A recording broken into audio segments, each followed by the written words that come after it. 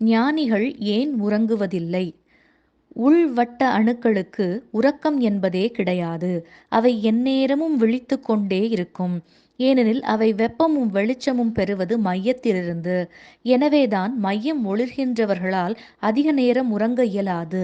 எவ்வாறு சூரிய ஒளியின் கீழ் நின்று உறங்குவது கடினமோ அவ்வாறே மனித மூளையும் அமைக்கப்பட்டுள்ளது. எந்நேரமும் ஒளிரும் உள்மூளையானது சூரியனுக்கு ஒப்பானது. அது அதிக நேரம் ஒளிர ஒளிர சுற்றியுள்ள உள்வட்ட அணுக்கள் உறக்கமே கொள்ளாது.